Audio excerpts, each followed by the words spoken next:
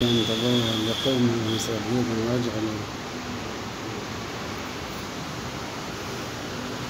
دفعہ فرعون کے موسیٰ علیہ السلام کے زمانے میں بھی فرعون نے پابندی لگا دی تھی نماز نہ پڑھیں۔ اللہ پاک نے فرمایا اپنے گھروں کو ہی مسجد بنا دو۔ تو اس وقت میں ضرورت اس کی ہے کہ اپنے گھروں کو مکتب بنا دو، اپنے گھروں کو مسجد بنا دو، اپنے گھروں کو مرکز بنا دو۔ سستی نہ کرو اس سلسلے میں بالکل بھی۔ اللہ تعالیٰ نے موسیٰ علیہ السلام کو کامیابی دی، انہوں نے اپنے گھروں میں ہی اللہ اللہ کرنا شروع کر دیا، نمازیں پڑھی اور گھروں میں ہی اپنی تعلیم شروع کر دی، تو اللہ پاک نے کامیابی دی۔ وبشر المومنین، ان مومن کو بشارت سنا دو۔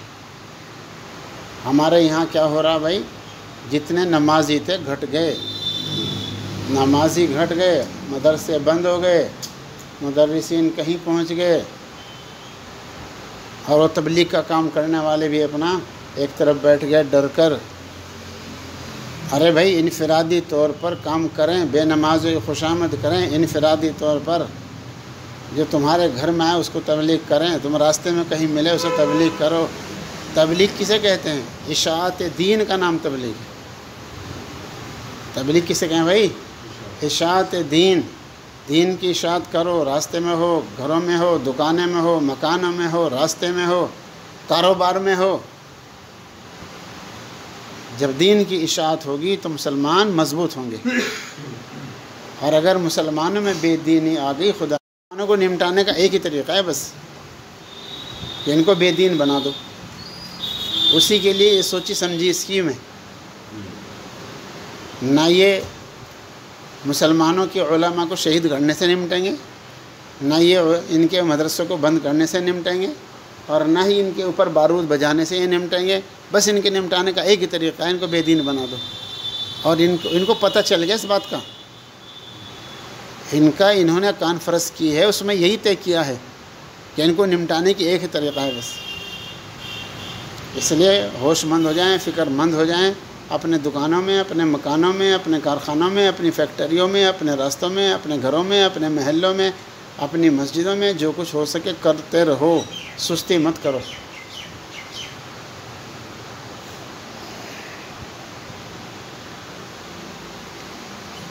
ڈاکٹر عبدالحی صاحب رحمۃ اللہ علیہ کی بات سنو، غور سے سنو، ڈاکٹر صاحب بھی سنیں اور غیر ڈاکٹر صاحب بھی سنیں۔ سب سے اہم چیز ہے معاشرہ، اور یہی ختم ہوتا جا رہا ہے۔ یہ جڑ ہے، یہ جڑ ہے، یہ بنیاد ہے۔ جو ہے تھانوی رحمۃ اللہ نے فرمایا ہے کہ دین نام ہے 5 چیزوں کے مجموعے کا، جی، عقائد حقہ، اعمال صالحہ، اور حسن معاشرت، حسن اخلاق اور حسن معاملات۔ تو ان میں سے سب سے زیادہ جو کم ہوتا جا رہا ہے، نہ ہونے کے درجے میں جو ہو گیا ہے، وہ ہے حسن معاشرت، حسن اخلاق۔ بس یہ گھٹتا جا رہا ہے۔ اسی سے دین کی اشاعت ہوتی ہے، اسی سے جان پڑتی ہے، اسی سے روح پڑتی ہے، اسی سے کامیابی ملتی ہے ہر جگہ پر۔ مگر یہ نہ ہونے کی بنا پر جڑیں ہل گئی۔ کیسے جڑیں ہل گئی؟ دیکھ لو، گھر گھر میں جھگڑے۔ یہ جو گھر گھر میں جھگڑے ہیں کیوں ہیں؟ یہ حسن اخلاق نہ ہونے کی بنا پر ہے۔ اور جب گھر میں ٹینشن بنے گی، باہر کام کر لے گا وہ؟ کہیں نہیں کرنے کا۔ ہر جگہ پر جھگڑے شروع ہو گئے ہیں، بستیوں میں کیا، گھروں میں کیا، جی ہر جگہ پر جھگڑے شروع ہو چکے ہیں۔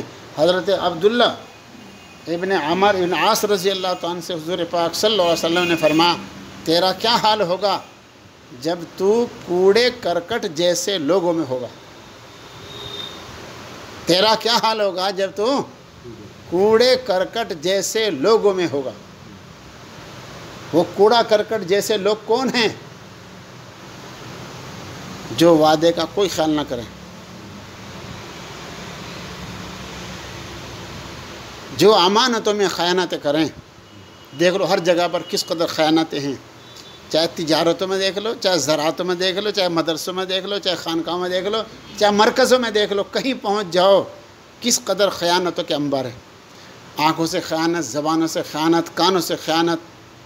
جی ایک دن میں رات میں چلا عشاء کی نماز پڑھ کے جی پیدل ایک بستی میں کو، تو ساری بستی میں وہاں سے لے کر وہاں تک سب وہ اپنے مکانوں کے سامنے، دکانوں کے سامنے بس نیچے ہی پڑے اور نیٹ پہ میٹ ہو رہے، اور ایک ایک پر کہیں کہیں جس طرح وہ محل کی مکھی چپٹی رہے ہیں اس طرح کہیں کہیں چپٹے پڑے ہوئے ہیں اور وہی گندی چیزیں دیکھ رہے ہیں۔ یہ حال بنا ہوا ہے۔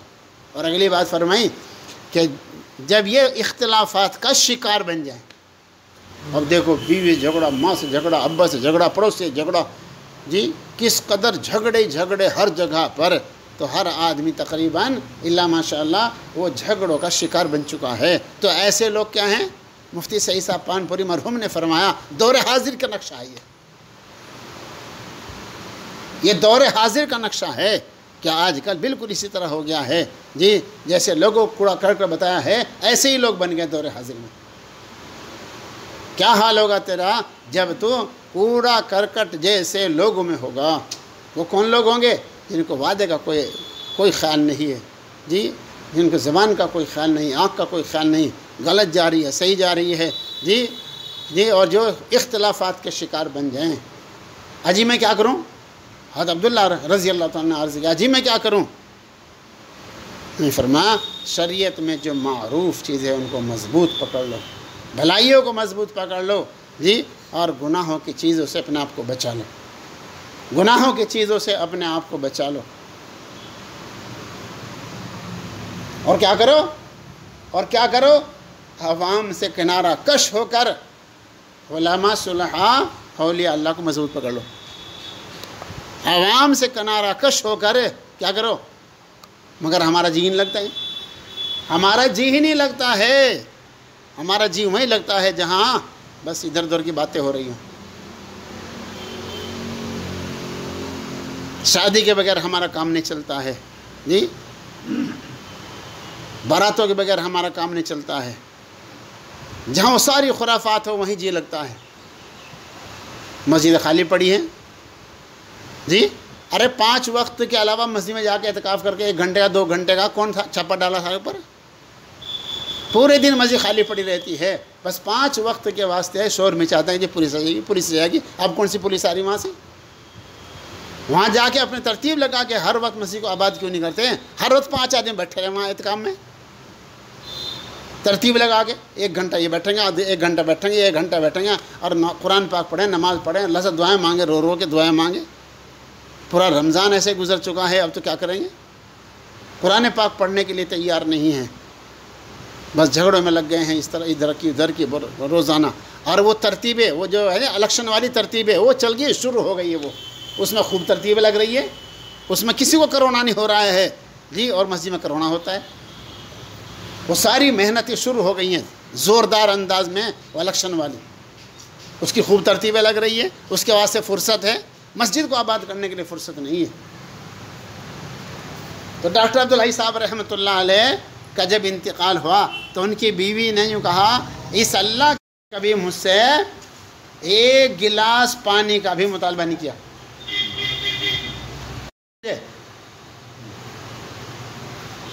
ارے کیا کہا؟ ڈاکٹر عبدالحی صاحب رحمۃ اللہ علیہ کی بیوی نے کیا کہا ہے؟ ارے سننا بھائی، بیوی پر حکومت چلانے والوں، اس اللہ کے بندے نے پوری زندگی میں 1 دن بھی مجھ سے 1 پانی کے گلاس کی ڈیمانڈ نہیں کی۔ یوں میں خود ہی خیال رکھتی تھی ان کے آرام کا، ان کی راحت کا، انہوں نے کبھی حکومت نہیں چلائی میرے اوپر، 1 گلاس پانی کی بھی حکومت نہیں چلائی میرے اوپر۔ پھر لڑائی ہوگی گھر میں، بولتے ہیں چپ بیٹھے۔ ارے بھائی پھر گھر میں لڑائی ہوگی کیا؟ تو لڑائی ختم کرنے کے کام نہیں کرتے ہیں، لڑائی کرنے کے کام کرتے ہیں، لڑائی کرنے کے کام کرتے ہیں۔ تو ڈاکٹر صاحب حضرات سے درخواست ہے کہ ڈاکٹر عبدالحی صاحب رحمۃ اللہ علیہ کی کتاب اسوہ حسنہ رسول اکرم صلی اللہ علیہ وسلم، اس کا روزانہ مطالعہ کریں۔ ڈاکٹر صاحب نے خود لکھی ہے وہ کتاب،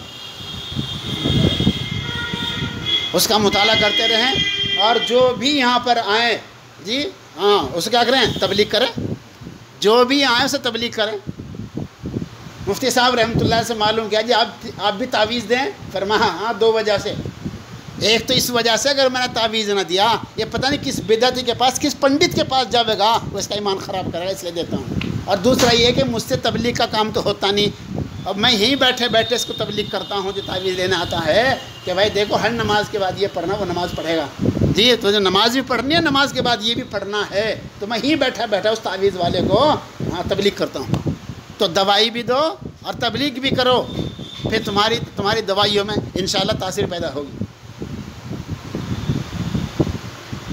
اور سنو، غور سے سنو، ایک دن بہت دنوں پہلے کی بات ہے یہ، محلہ جھٹے والا ایک آدمی گیا مجھ کو لینے کے لیے پانڈولی، اس نے مجھے اپنے یہاں کا قصہ سنایا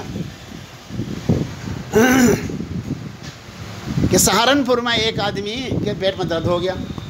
ارے سننے بھائی، میں درد ہو گیا، وہ حکیم جی کے پاس گیا، حکیم جی نے نسخہ لکھ دیا،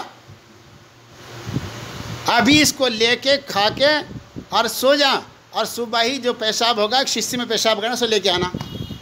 اس نے جو جا کے کھایا، درد دوہرا ہو گیا، وہ پھر بھاگا حکیم صاحب کے پاس، اجی ڈبل ہوگا پہلے سے، اچھا جامع مسجد سامنے جو فلاں حکیم صاحب ہے وہ جلدی وہاں جا، اور وہاں گیا، اس نے بھی کہا یہ نسخہ لکھ رہا ہوں بس ابھی جا کے کھا کے اور پڑھ کے سو جا، اور صبح ہی جو پیشاب کرے گا شیشے میں کرنا اور اس کو لے کے آنا۔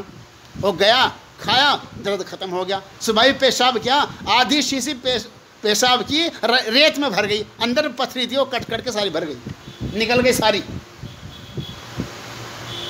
اب وہ پہلے حکیم کے پاس گیا صبح ہی اٹھ کے، اس نے کہا بھائی نسخہ دکھاؤ ان کا، دونوں نسخے دیکھے، کہا دیکھو بھائی نسخوں میں کوئی فرق نہیں ہے، جو دوا میں نے لکھی تھی وہی انہوں نے لکھی ہے، فرق ایک ہے، بس فرق ایک ہے، کیا میں رات کو پڑھ کے سوؤں، رات کو جاگ گئے، میں رات کو پڑھ کے سوتا ہوں اور وہ رات کو اٹھ کے اپنے مریضوں کے واسطے دعا کرتا ہے، دن میں دوا دے اور رات کو دعا کرتا ہے، بس فرق یہ اور کوئی فرق نہیں۔ ارے سننے ڈاکٹر صاحب، بس فرق یہ ہے بھائی اور کوئی فرق نہیں ہے۔ اب ہمارا ڈاکٹر صاحب صبح کو پڑھ کے سوئے گا، نماز بھی جماعت کے ساتھ نہیں پڑھے گا، تو میرے افتتاح کرنے سے کچھ نہیں ہونے گا۔ کام جب بنے گا بھائی دوستو کہ قرآن پاک روزانہ پڑھو جی، تسبیحات روزانہ پڑھو اور اللہ سے دعائیں مانگو، اللہ سے دعائیں مانگو، بلکہ مریض کو دوا دیتے ہوئے بھی اللہ سے دعا مانگتے رہو، اے اللہ دوائی کا بہانہ ہے اور حکم تو آپ ہی کا چلے گا، اگر آپ نے حکم کر دیا تو اس میں شفا ڈلے گی، ورنہ شفا نہیں ڈلے گی، 5 مرتبہ لینے کے دینے پڑ جائیں ڈاکٹر صاحب کو، اور گھر سے پیسے دینے پڑیں، کسی کو لاکھوں روپے دینے پڑے، کسی کو کتنے دینے پڑے ہیں، تو اس لیے دوا بھی دیتے رہو، دعا بھی دیتے رہو آنے والے کو، اور اسے کہتے بھائی نماز پڑھنی پڑے گی تجھے، نماز پڑھے گا جلدی شفا ہوگی، اسے تبلیغ بھی کرتے رہو جی، اور اللہ سے دعا مانگتے رہو، پھر انشاءاللہ دیکھنا یہ انشاءاللہ بڑھیا دکان چلے گی۔